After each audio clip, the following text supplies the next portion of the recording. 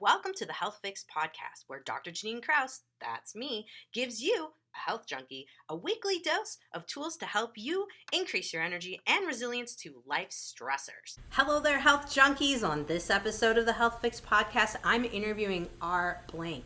He is the CEO of Shield Your Body. It's an EMF protection company. Now, R has a history of working with some of the top companies in tech for years and years, and he was doing a lot of their beta testing, and he discovered that we need to really be conscious of how much electromagnetic frequencies, so EMF, are coming out of our devices and how to live with these devices in a cohesive world so that we're not ending up damaging our health from them. So he created Shield Your Body, but he also has a lot of history with EMF since his dad, Martin Blank, is one of the leading scientists on EMF. So he and his dad created a book Overpowered about 10 years ago talking about EMF, and Shield Your Body, his company, is now a product of all of his research in helping folks to protect themselves from EMFs. So today's podcast, we're going to be talking all about how you can live healthfully with your technology and what you can do and the impacts that it is having on health so that you can be aware of what you're looking at when it comes down to buying technology and utilizing technology in your home. So let's get on with the podcast. Hello there, health junkies. Welcome to another episode of The Health Fix. I'm your host, Dr. Janine Krause. And on today's episode, I have R. Blank. And we're going to be talking all about, yes, his business, but also EMFs and how they affect you. Because I think a lot of people were super excited about 5G and like, yeah, I can download things faster. I can get so much information. I can multitask like a crazy person. But then we didn't really realize what kind of impact that this would have on our bodies. And ours company, Shield Your Body, is an amazing company that we are definitely going to talk about. But most importantly, guys, I want you to be paying attention to the concept of the fact that electromagnetic frequencies do have an impact on your body. And I hope by the end of this podcast, you will have gained some information on that and you are ready to take control of how much exposure you have. So R, welcome to the Health Fix podcast. Thank you so much for having me. I'm really looking forward to this discussion. Yeah, we're going to geek out a little bit because I've talked about EMFs before and we've talked in the level of what you can do, but we haven't talked a lot about really the science behind it, what's going on in terms of how we can actually shield our bodies, but we also haven't talked a lot about the impact on the body with exposure. And your website is a plethora of information. I geeked out for like, I don't know how many hours. I got lost in the SYB website. So folks, you guys got to check it out. There's just so much information. But one of the biggest things, as a doc, I've been seeing is a lot of connections with insomnia, mental health, and then mold stuff with EMFs. And your dad did a ton of research. You jumped on with him. So I'm guessing like over the years, you've probably seen all kinds of connections down the line with EMFs. Yeah, no doubt. I mean, EMF and we can talk a little bit about what EMF actually is and where it comes from. Yes. But the body of science that we now have, and that's continuing to grow, is showing biological and physiological effects on virtually every biological system that we measure. So it's not only that EMF affects everybody, it's that EMF appears to affect essentially every part of our body and in different ways in different people. Wow. So yes, like you mentioned, we probably should talk about what is EMFs, because if someone hasn't listened to a previous podcast on EMF, we think about EMF in terms of Ghostbusters and looking for, can we use the EMF reader and see if there's a ghost in our house? But really, where is it coming from? How is a cell phone emitting it? Let's talk cell phones, because I think that's probably one of the biggest areas that folks don't realize, and they've got them on them all the time. Sure. So EMF, and it sounds like a lot of your listeners may already know this, so I'll be really quick with it. But EMF stands for electromagnetic field. It's a form of energy that's created by a combination of electricity and magnetism. That's where the name comes from. Now, there's a kind of EMF that everyone knows, even if they didn't know they knew it, and that is sunlight. Sunlight is a form of EMF. And really, for all of history of all life on Earth, it was essentially the only form of EMF. that all life was exposed to and that life evolved to coexist with. There's also a small magnetic field from the planet itself. And then about 200 years ago, with the invention of the light bulb, we started down this path of creating and emitting more and more of this human-made EMF into our environment. So first we had the light bulb, then we had the power grid to power the light bulb. Then once the grid was in place, we had all these appliances that were created, like refrigerators and blenders and everything like that that was designed to run on the grid. So all of those were sources of EMF. Now, eventually people realized you could use EMF to communicate wirelessly, to send information wirelessly. So you ended up with radio and radar and television. Then more recently, as you know, right, we got cell phones and cordless phones and Wi-Fi and Bluetooth. So anything that communicates wirelessly and anything that runs on power, these are sources of human-made EMF. So you had a question then about, and that was just a quick background. You had a question about cell phones in particular. So cell phones work by sending and receiving a form of EMF called radio frequency, or RF, also sometimes called microwave. This is the same type of radiation that your microwave oven uses to cook food.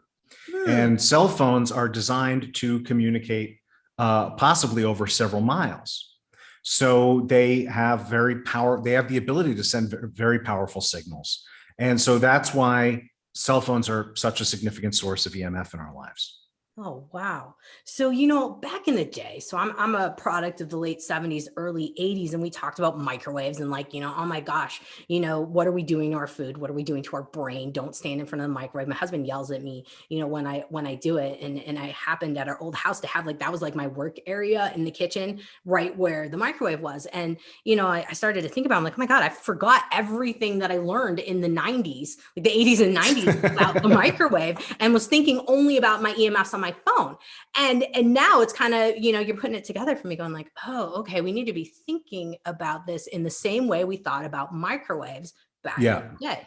Yeah. Microwave ovens are very significant sources of EMF radiation because not only do you have the microwaves themselves, but it takes a lot of power to generate those microwaves. And so remember, I said it's not only the wireless radiation like microwaves, it's also anything that runs on power. So microwave ovens are big sources, not only of the microwave radiation, but also the power radiation required to generate those microwaves. So they're really significant. A lot of people think they're shielded and radiation doesn't leak, but that's not true. If you put your phone into a microwave and call it, you'll see that it rings. And that shows you that it is not sufficiently shielded. And this is why the manuals advise pregnant women not to use them. So I personally have never owned a microwave, but when people do, I say, if you're going to use it, A, use it as infrequently as possible, but B, get as far away from it as possible when it's on. If possible, go into the next room while it's working. So it is a very significant, for people who have and use them, it is a very significant source of EMF in their lives. Wow. I didn't have one for 10 years. And then we bought a house that had one. And then it's I forgot all about why I didn't want one in the first place. So really good reminder here. And so I think for a lot of folks, this connection between, radiation, and it's like radiation. I think we think about radiation in terms of we go and get an x-ray and we've got to put that leaded, shield on us, say if we go to the dentist and they're going to take a look at our mouth. And so it's much like, just so we can clarify for folks, it's much like that, right? So actually x-rays are a form of EMF. Mm-hmm. So I mentioned sunlight before as a form of EMF. You can think of EMF as existing on a spectrum. Mm-hmm. And right at the middle of that spectrum is sunlight. So there's forms of EMF with more energy than sunlight. And they have so much energy that they're called ionizing forms of EMF because they ionize your cells. That means they actually knock electrons loose from the cells in your body. And ionizing forms of EMF are super dangerous, even in very, very low doses. It is completely non-controversial to say that, which is, as you know, right, when you're getting a dental x-ray, they put a lead jacket on you and the technician leaves the room. Mm-hmm. You're supposed to have as little of this stuff as possible. Now there's other forms of EMF, the forms that we're talking about, which have less energy than visible light. And because they have less energy, they are non-ionizing. They do not knock electrons loose from the cells in your body. And it was for that reason that for a long time, these were thought to be benign or inert. They did not harm life. And it was only in the past, it depends which, when you want to go back to, but roughly the science started coming out about 100 years ago, and it started getting really a lot stronger 30, 40 years ago, that we've learned that those assumptions that non-ionizing EMF was harmless, those assumptions were false. But that's how the type of radiation that we're talking about today relates to something like X-rays. Thank you. Thank you for sharing that, because I know a lot of people kind of get like to wondering, like, how does this all fit into the scheme of things? Yeah. Now, 5G is kind of like a bigger dose of things, if you will, in terms of how we went from the 4th generation of communication now to this 5th generation of things. So will you explain to folks now, like how or why 5G is even more important to be protecting yourself from all of those waves that are? Sure. So there's a couple of reasons there. So first off, 5G, it was designed from the ground up to support many, many, many more devices, right? As all of these different things, it's not only that more and more people have cell phones, it's that more and more people have more and more different devices. Mm-hmm. And all of these smart devices need to communicate wirelessly.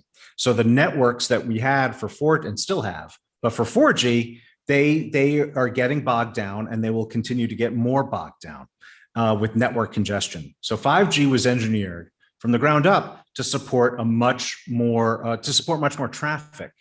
And that includes more devices. It also includes faster downloads. Mm-hmm. In order for that to work, they needed a new infrastructure, and they needed new segments of the electromagnetic spectrum, right? I already talked about how EMF is on a spectrum.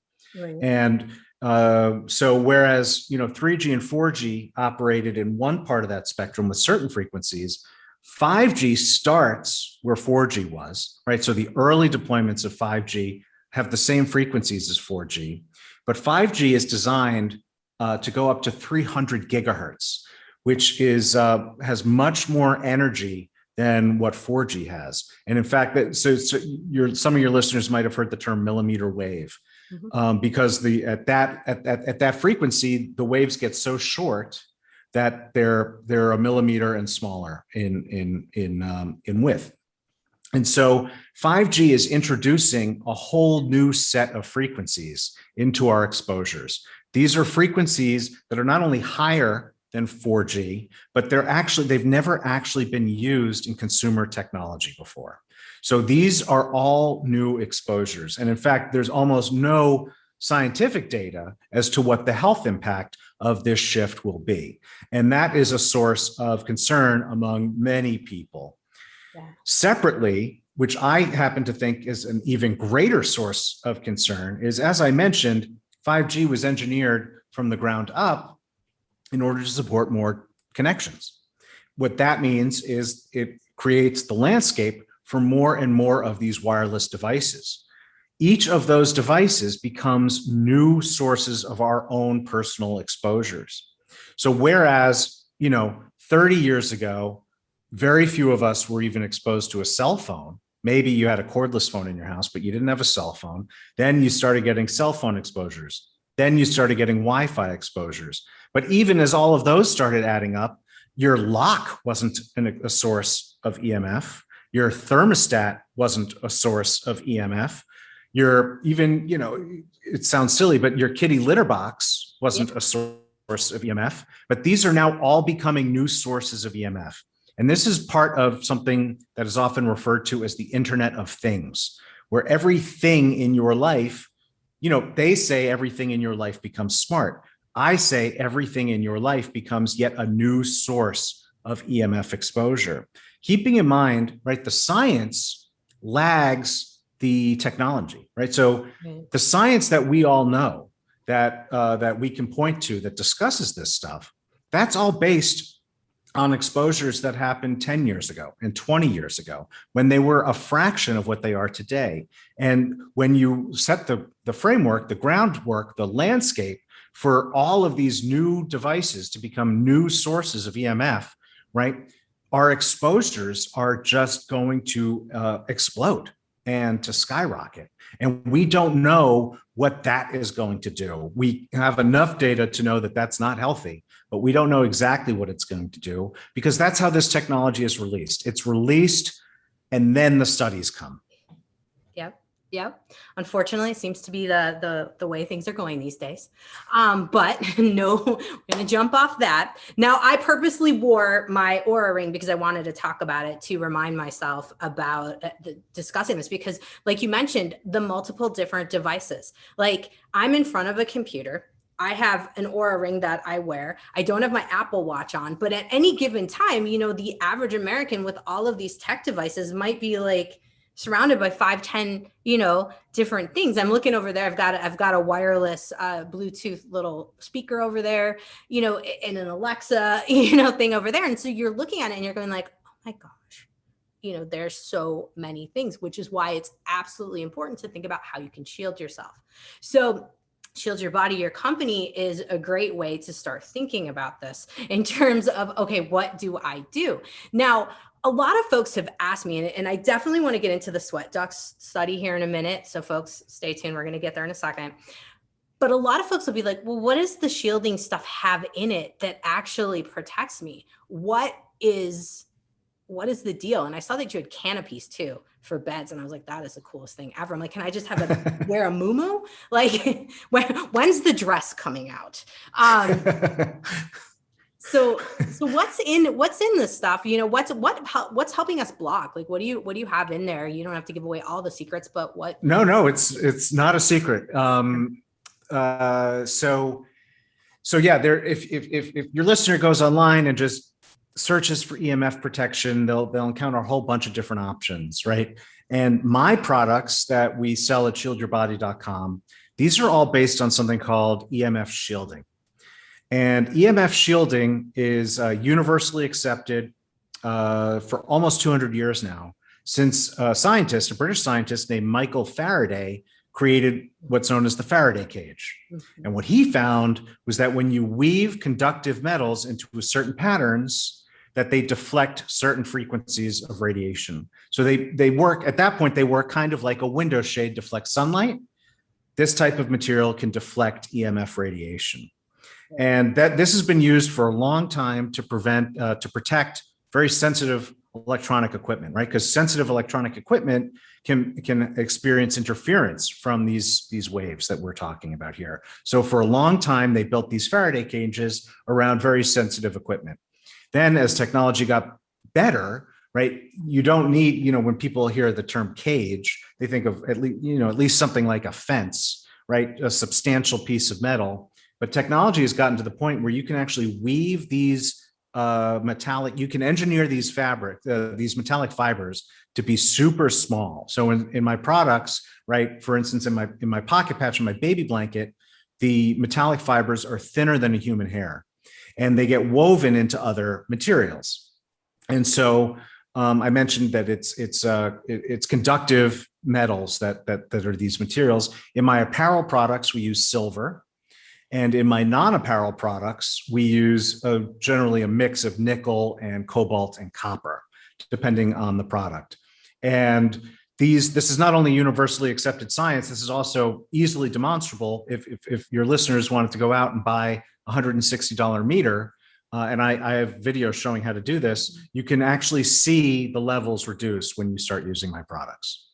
I think that's fascinating. I mean, you guys, another big thing that you want to think about on ours website, shieldyourbody.com, is that he has tests of all of his products and even 5G tested stuff, which is pretty dang cool too, because I haven't seen that anywhere else. I think you mentioned no one else is doing that, which I find fascinating because, yeah, a lot of people are like, it's just hogwash. But I've seen the Faraday bag work because we will be like, okay, let's call the phone. It doesn't ring. We're not getting that communication. You can't, leave your phone on and do direction searching or whatever. If you got it in the bag, it doesn't work. So, I mean, we know that these things are definitely pretty dang cool. And the fact that you have underwear, I just wanted to mention that. Guys, he has underwear to shield you, especially if you're like a tech guy and you got your computer on your lap all the time. Because I mean, I'm seeing lower and lower testosterone levels in guys that are in their 20s. And I'm like, what in the world is going on here? And the only thing I can think of is, hey, do you have your phone in your pocket? Well, yeah, all the time. Yeah, no, and there's really strong science. I mean, there's strong science on a whole bunch of different areas of health, but when it comes to infertility and subfertility, there, and even now erectile dysfunction, there is very, very, very strong science showing that men who carry their phones in their pockets have lower levels of sperm, sperm health, and motility. And it is a contributing factor to subfertility and infertility. The good news there is that because men regenerate their sperm every 24 hours, that if you remove the source, so if you stop carrying your phone in your pocket, you can actually reverse that condition pretty effectively. That's awesome. That's awesome. First ladies, it's not that easy, is it?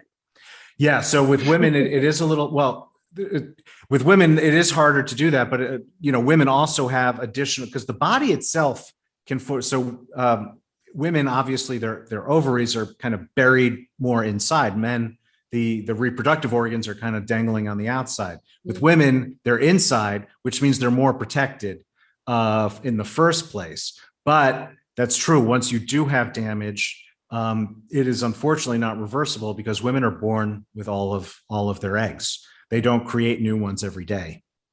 Yeah. Yeah. Well, I'm hoping that maybe we could see, like I was saying, a bodysuit or something here soon. I'll joking aside, I probably would wear it. To be honest, I'll be your model for it.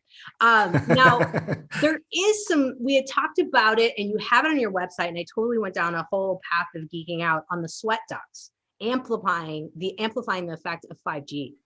Let's talk about that for a second, because that's why I'm saying the bodysuit situation, because I'm thinking about all of us who exercise and your sweat, your pores are open. And then you've got things like the Aura Ring. I've got, I don't have the Apple Watch on me today, but we've got all these wearables for monitoring our workouts and our readiness scores and all of that.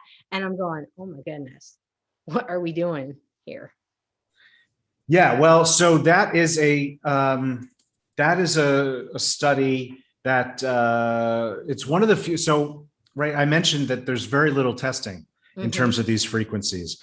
The study you're talking about is specifically about 60 gigahertz 5G, right? So that's way beyond what's available in 4G, and it is definitely part of the spectrum that's allocated for 5G. And what they found is that human sweat ducts act as an array of tiny helix-shaped antennas, which they speculate, we don't know yet, this is still early stage, but they speculate can amplify the EMF. Now, this actually, my father, you mentioned my father a little earlier, and that's how I got into this. He has a paper where he postulates that DNA acts as a fractal antenna to amplify the impact of EMF. So, and that's not, that was done way before 60 gigahertz and 5G and all that sorts of things. But this study in particular that you're talking about from Hebrew University in Jerusalem shows that the sweat ducts can end up amplifying specifically these 60 gigahertz waves. Wow. I mean, that's insane. And it's kind of cool that we're, able to do these things, but it's not cool. I mean, I don't know. I kind of gotta be like, well, that's kind of cool. No, it's not. But yeah, well, what I think what it really shows, because again, that's still early stages, and this is a very understudied area because the technology is so new, it's not been possible to do these tests. What it really underscores is that this technology is being deployed without testing. Yeah. We become the guinea pigs, whether we want to or not, because you can opt out of having a 5G phone, but if you live in a city, you can't opt out of being near a 5G tower. Right. And so we end up becoming the guinea pigs because all of these regulations are based, the ones that exist, and they're super poorly enforced, but even at least there are some regulations. And what the regulations are based on is something called the thermal effect. Right, we already talked about how a microwave oven uses this type of EMF to cook food. So what's different between a microwave oven and your cell phone? A microwave oven has much, much, much more power. So you apply an EMF with enough power, and we know that it can cook food, it can burn tissue. That is called the thermal effect. And all of these regulations exist to prevent the thermal effect. So theoretically, your phone is not supposed to emit as enough EMF to heat your body. Now, for those of us who've ever held a phone up to our head for a long conversation, we know that's not true. But that's what the regulations are based on. The problem is all of these health effects that we're talking about and that are documented by science, they occur at levels much, much, much lower than the thermal effect. We're talking about orders of magnitude lower. So you don't need enough EMF radiation exposure to heat your body in order for that EMF to actually be negatively impacting your health. Wow. Wow. And I mean, it makes sense, right? I mean, honestly, since 5G was rolled out, I've seen more mental health issues. I've seen insomnia, like I mentioned. I've also seen a surgence in mold issues. And you have a fascinating article on your website about the mold, because I was like, oh, this could be one of the keys, because mold, as in the natural medicine world, in the functional medicine world, conventional docs don't really dive into it too much, unfortunately, but it's one of the trickiest conditions to treat. And in my mind, I'm like, it might be the EMFs keeping us from treating it. Yeah, so there's a couple of different issues there, and thank you for, boy, you really did do a nice deep dive on my website. Did my homework. So one of the things that's related to what you're talking about is there is science showing that EMF can stimulate mold growth. So that's before it even touches our body, before it becomes a factor in our personal health, that EMF in the environment can stimulate mold growth. Then mold can trigger these toxic reactions in our body.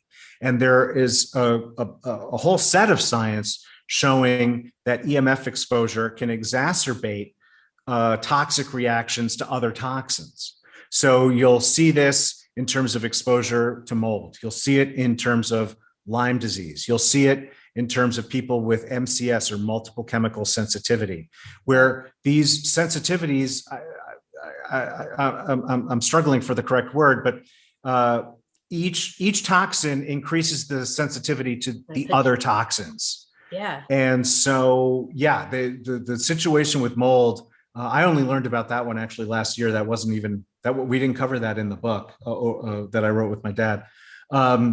But that is a very concerning one. The ones I see more frequently in my line of work from people who are coming to me for help are the people who have Lyme disease, or who are recovering from Lyme disease, or the people who have multiple chemical sensitivity. And these people not only experience worse symptoms, they tend to be more likely to have a condition that is still a little poorly understood, but is often called EHS, or electrohypersensitivity syndrome. And that is where the body, where your body reacts to exposures of EMF that other people don't even notice, and you can trigger very, very painful symptoms. So that's why they say you're hypersensitive as opposed to somebody else. The issue is, with the level of EMF growing in our environment so much every year, more and more and more people are realizing that they have this level, right? Because as the level of the toxin in the environment grows, the more people are going to hit that threshold at which they're personally impacted. Yeah.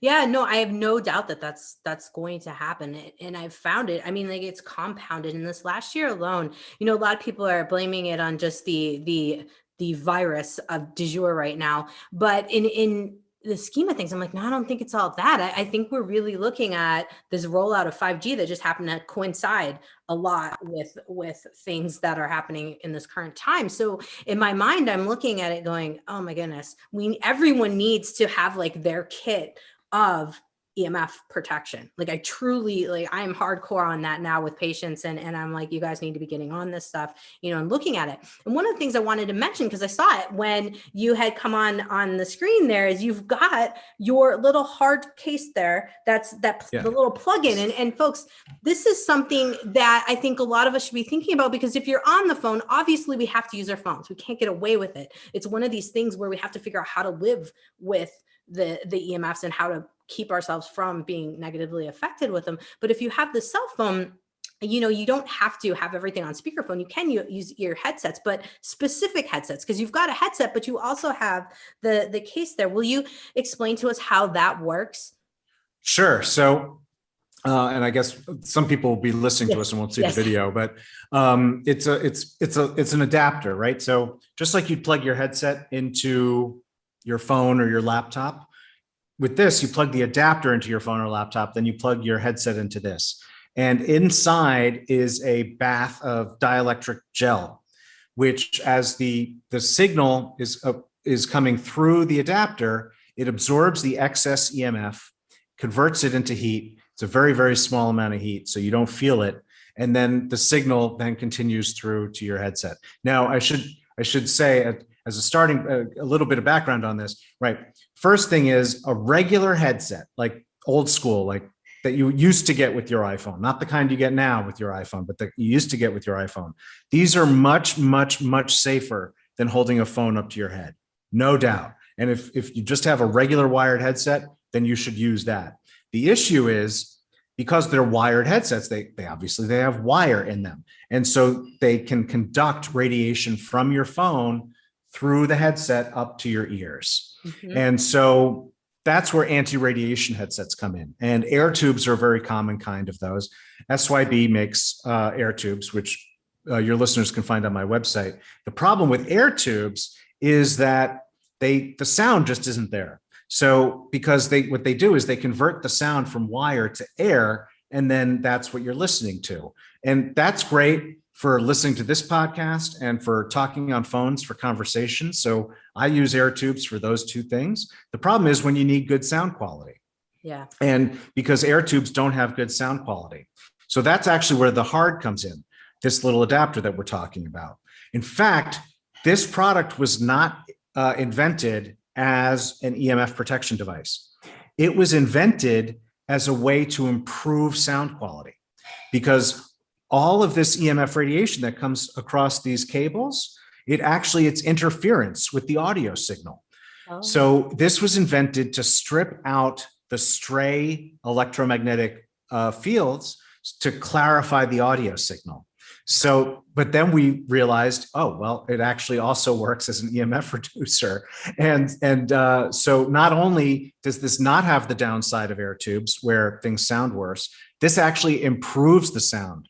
And so I really love this product. And it comes in, right, the default is a 3.5 millimeter, like a standard headset jack that you can get on your laptop or your iPad, and on older iPhones and on some Androids. And now we also have a version that ships with a USB-C adapter. So it works on basically every device that isn't an iPhone. Very cool. Very cool. Thank you. That's awesome. And I mean, I think those kind of things, yes, being in the podcast world, having good audio is important, but I think, just in general, having something, because every time I used to have the earbuds, those things would give me a headache within minutes. And so I can't use them at all. Is there anything that is, because those are all Bluetooth, I can't imagine that there's anything you can do to really block from those? No, unfortunately not. And this gets into, and I'm happy to talk about it. I think to do it justice, you'd need to invite me back for another episode. Yeah. Sure. But because the issue is with wearables, right? One of the things that, I mean, there's basically, before you even get to buying any EMF protection, there's two things you can do. And that is to buy less of this EMF tech and use it less, right? So maybe you do want your thermostat to be wireless, but maybe you don't need your lock to be wireless, or maybe you don't need a smart refrigerator, right? Just buy less of this stuff. And then when you have it, use it less, like turn off your Wi-Fi at night. So there's ways where you just buy less of this stuff and you use it less. That's great. That prevents the exposure before it even happens. Then the second step is to keep stuff as far away from your body as possible. So that's why you should never carry your phone in your pocket. You should never hold a phone up to your head. You should never use a laptop in your lap. The problem then you can start to see with any technology that's wearable is it is literally impossible to create that distance. It is literally impossible to use it as at a safer distance. And with an increasing amount of these things, shielding is not possible. Right. So you mentioned an Apple Watch earlier, and that is actually a piece of wearable tech where we do have a product specifically designed for smartwatches. But AirPods and other Bluetooth headsets, it is not possible to shield. These new, I think they're called Ray-Ban Stories, the product from Ray-Ban and Facebook, not possible to shield. Google Glass, a bit of a dated reference, but I was one of their beta testers specifically to test EMF. And I at the time I was still young and naive, and I thought maybe I could figure out a shield. It is not possible to shield.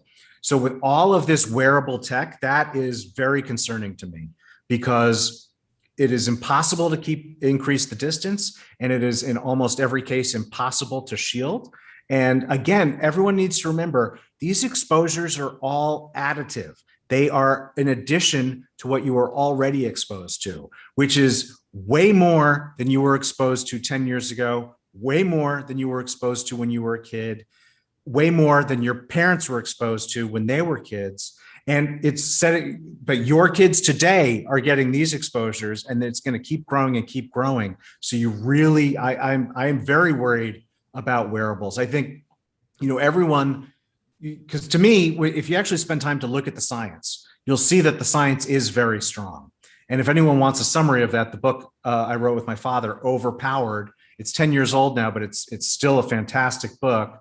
The science is very strong, but for a lot of people, they're going to wait for some kind of tipping point moment where it's just obviously causing a lot of disease, and the link is unmissable. And I think the more people wear wearable tech, you give it 5 years, maybe 7 years from that point in time, that's when you're going to start to say, oh my God, it's obvious. Yeah. Yeah, no, I absolutely agree. And for those of us who are in the medical field who have actually put the connection together, we're like, oh my God, it's obvious now. And it's, the other big thing that I didn't mention, and I'll mention now, is the thyroid. I've noticed so many people, like I would say 85% of the females that come into my office, there's a thyroid issue. And if I can get them away from tech, I see things improve. And your gator, I was like, I started to think about how, we have to wear masks in certain places, and granted, gators are debatable. I'm like, you know what? That might be my new gig. I might be doing that now, because I'm thinking about the thyroid. My dad, and you can see I'm touching my neck with my freaking Oura ring. I'm gonna take that off.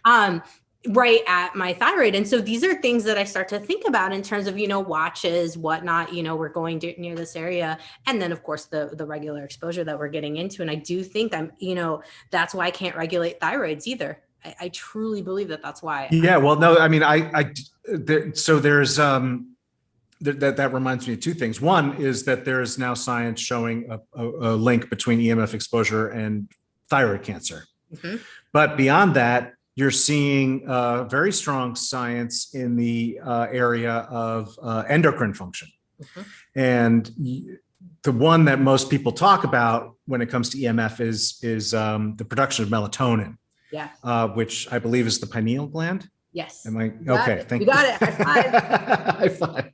And so there's pretty strong science showing that EMF exposure disrupts melatonin production, which is one of the links to both sleep disruption and anxiety. But you're seeing effects of EMF on the entire endocrine system. And so again, this goes back to what I was saying earlier, which is that you're seeing health effects from exposure to EMF radiation in essentially every biological system that we study. And it's our entire bodies are exposed. When we are exposed, our entire bodies are exposed, and the mechanisms that are being triggered are common through. So, for instance, there's very strong science showing that exposure to EMF, and again, I want to underscore, I'm talking about low-powered exposures, well within safety limits, like the kind you would get by using a cell phone or even just having one near you, right? That exposure to EMF from a cell phone or a cordless phone causes DNA mutations, can even lead to double strand breaks and trigger apoptosis or cell death. These are the same kinds of mechanisms that you see in tumor formation. There's other science that is increasingly cited right now, I should say, because it is believed to be a key mechanism for many other biological outcomes, right? Where the voltage-gated calcium channels are being disrupted, which throws off the amount of calcium that's being produced in your cells, which is directly causes oxidative stress, which in turn causes all these other. But the reason I'm saying all this now is these mechanisms are everywhere, right? It's not like only you only have DNA in your hand, or even you only have DNA in your brain. You have DNA everywhere. So when you have a toxin that you're exposing your whole body to, and that toxin causes DNA mutation and cell death, those impacts can be seen in every system where they're measured. And so thyroid is one, though, where recently there's strong science about tumors in particular growing. And you see, because everyone, when they talk about cell phones, right, everyone immediately thinks about brain tumors. And I understand why, right? That's friggin' terrifying. You do not want a brain tumor, but you see it in thyroid tumors. You see it in colorectal cancer. Increasingly, you can find it in breast cancer. These mechanisms are shared by our entire body. Yeah. I apologize for going off on a rant there. No, I think it's important to really drive home, the point here. No, granted, there might be a lot of folks listening right now that are terrified and like, oh my God, now what do I do? How do I get this out of my body? And, I talk about this here and there on the podcast, but the tech, detox, and you mention it also on your website on shieldyourbody.com. And I think it's really something for folks to be thinking about. Has anyone ever done any research on how, I guess, like a prescription for tech detox, and what would be like, how many hours do you get out in the woods, leave your phone away, kind of things of that nature? How much time away from all of your material in the woods do we need? And of course, we're going to still have exposure because we're still in a world anyway, but how much do you know if any, like we could give a prescription? It's funny that you say that, because I'm actually right now we're planning and booking season 2 of my podcast, the Healthier Tech podcast. Yeah. And season 2 is all about digital detox. And I'm specifically looking for someone who can talk to the question that you just asked. Awesome. So unfortunately today, I don't have that answer, but hopefully within a week or two, I will have that answer. You guys, you gotta listen to the podcast. That's it. Yeah. I appreciate that. But no, I'm a big fan. I've been a big fan of digital detox even before I got into EMF. I had a 20-year career in software development. I was out in California. I was in the high-tech scene. And I was really like the only one of my peer group who loved turning off his phone for like a day at a time. Or when I went on vacation, I was infamous that like I was the only guy who went on vacation that you couldn't actually reach when he was on vacation. And I've long been a big advocate for digital detox. And now, as I've done more work in EMF, but also as tech has grown and grown and grown, I am increasingly seeing not only the value of it, but just the importance of it, that everyone, and it's for more reasons than just EMF. I mean, you see it now increasingly, people are with what's going on with Facebook in particular, right? Where they see the mental impact that this has, using these tools has on people, just breaking away from it for even a few days is you really, if you just try it, you'll see it. You don't even necessarily know how to measure it for yourself, but you will see the changes in yourself in just a couple of days. It is pretty remarkable. Personally, I haven't actively used social media since 2015. And I still have it for my businesses, because if you're running a business, you need it. But I don't personally use it. And I remember it took about 2 weeks. And after 2 weeks of not, at the time it was Facebook was the big one for me, of not you, I just got, I don't know if happier is the right term, but calmer, and anxiety levels dropped down, and just things seemed just better. And the things I was afraid of missing out on didn't even matter anymore. And I am a huge advocate for everybody to do that. Then you also mentioned things like going out into nature. Earthing and grounding in nature is not only, I mean, it is good for your mental state, but there's actually strong science on this, that there's physical reactions with your body that are measurable. And so when you are walking barefoot in the forest or on the beach, you are deionizing your body, and the health impact, A, that voltage is itself measurable, but B, the health impacts that from that experience are also measurable. And so even if you can do that just for a half hour every other day, that is you are going to see improvements from that. I love that. Anytime I can get outside with no shoes on and some grass or sand, heaven, it's absolutely perfect. I think that'll give some folks, thank you for mentioning that. I think that'll give some folks somewhere to start, and then they just have to stay tuned to season 2 of your podcast. And then it's a great question. It's one that's getting, I think increasingly relevant, and more people are actually interested in the answer. And yes, I am actively seeking the known science on the health effects of detox. I love it. We have talked about so many different things, and I think folks are probably like, okay, I want this podcast over so I can go to your website. So shieldyourbody.com is the main website. And then you also mentioned Overpowered, your book with your dad. You can find it on your website. No, that's on Amazon. It's on Amazon. Okay. I'm like, I saw it somewhere, but okay. Amazon for that. And then the podcast. Tell us about the podcast. When is season 2 coming out? What's going on with that? Where can they find you for that? Sure. Thank you for, so the podcast is called the Healthier Tech Podcast. We're on all the major podcasting platforms, iTunes, Amazon, Spotify. We launched it this year.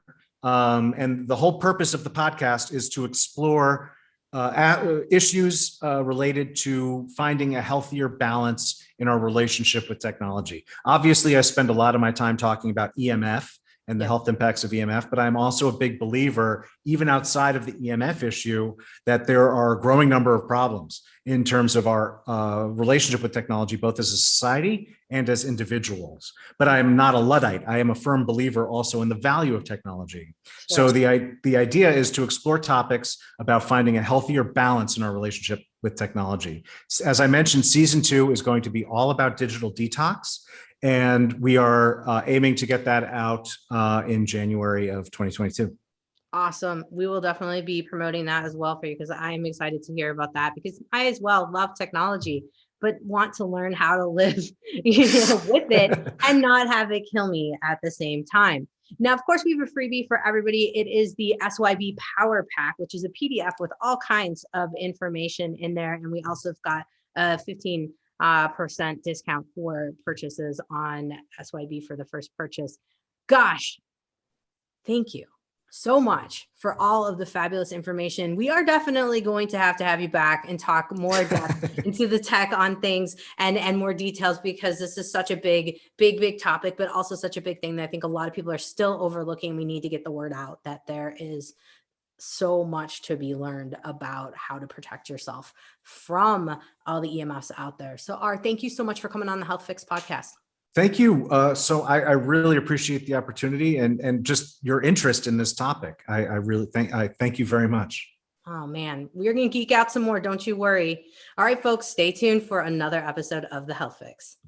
Hey, Health Junkie, do you want to take the conversation to the next level based off of the Health Fix podcast? Well, you're in luck. Head over to the Facebook group for this podcast called Find Your Health Fix. There you'll find me answering questions, but also dropping in all kinds of tidbits and keeping the conversation going all about health. And you'll never know what you might learn and what might open up a door to a new you.